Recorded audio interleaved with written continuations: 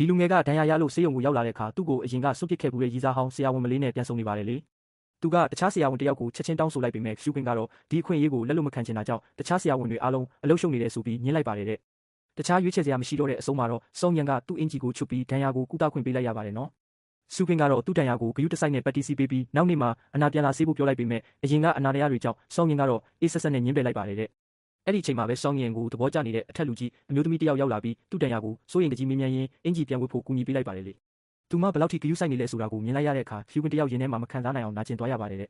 ဘာမှလည်းရှင်းပြမနေတော့ပဲစောင်းရန်ကဒေါသတကြီးထွက်ခွာသွားတာကြောင့်ရှူခင်းတယောက်တည်းဝမ်းနဲ့ကြေကွယ်ပြီးငိုကြွေးနေခဲ့ရပါတယ်နော်မကြခင်မှာပဲလုပ်ဖို့ကိုင်ဘက်တယောက်ကရှူခင်းကိုပြောလိုက်တာကသူတို့ကယ်တင်ခဲ့တဲ့ရင်မောင်းစီမှာကူးစက်ရောဂါပြင်းထန်တဲ့ရောဂါပိုးရှိနေတယ်ဆိုတာပါပဲရှူခင်းကစောင်းရင်ဟာသူမကိုကယ်ရင်းနဲ့ဒဏ်ရာရခဲ့ပြီးအဲ့ဒီရင်မောင်းနဲ့တိုက်ရိုက်ထိတွေ့မိခဲ့တာကိုပြန်တတိယသွားပါတယ်ဒီသတင်းကိုကြားလိုက်ရတဲ့အခါစောင်းရန်ကသူ့အဖွဲ့ကိုညာရင်းချင်းစူးစီးပြီးဆေးရုံကိုသွေးစစ်ဖို့သွားခဲ့ပါတယ်သူသွေးစစ်နေတာကိုကြည့်ပြီးနောက်မှာတော့ရှူခင်းကသူ့အတွက်ဗိုင်းရပ်စ်ကာကွယ်ဆေးတွေကိုချက်ချင်းယူလာပေးခဲ့ပါတယ်ဒါပေမဲ့ရင်မောင်းနဲ့ထိတွေ့မိသူ၄ယောက်ရှိနေပြီးဆေးကတော့၃လုံးပဲရှိနေတာပါရှူခင်းကစောင်းရန်မှာဒဏ်ရာရထားတဲ့အတွက်အန္တရာယ်ရှိဆုံးဖြစ်လို့သူအရင်တောက်တင်တယ်လို့ပြောလိုက်ပါတယ်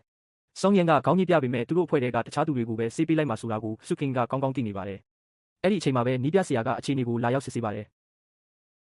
သူတို့၄ယောက်စလုံးယောဂပိုးနဲ့ထိတွေ့မိခဲ့ပေမဲ့ဆေးပြားက၃ပြားပဲရှိနေခဲ့တယ်အဖွဲ့ဝင်တွေကတယောက်နဲ့တယောက်အလိုက်တတိဖြစ်နေကြချိန်မှာစောင်းရန်ကဝင်ရောက်ဖြည့်ရှင်းပေးပြီး၃ယောက်ကိုဓာတ်ရိုက်နာမည်ခေါ်ကဆေးတောက်ဖို့အမိန့်ပေးလိုက်တယ်နောက်ကြမှာတောက်ရင်ဆေးရဲ့အာနိသင်ရောကျသွားမှာကိုသိနေလို့သူတို့တွေကမတောက်ချင်ကြဘူး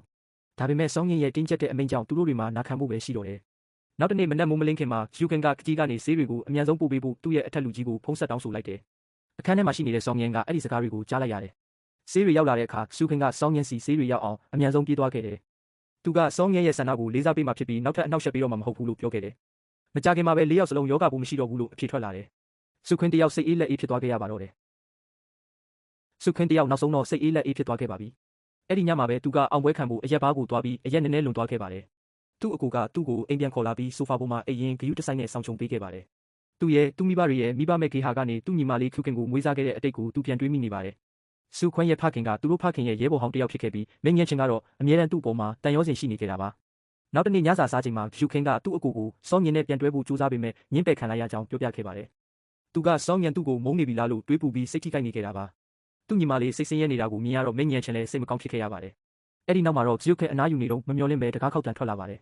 တကားဖွင့်လိုက်တဲ့အခါမှာတော့စောင်းညင်နဲ့သူ့အဖွဲ့သားတွေတကားဝမှာရောက်နေတာကိုတွေ့လိုက်ရပါတယ်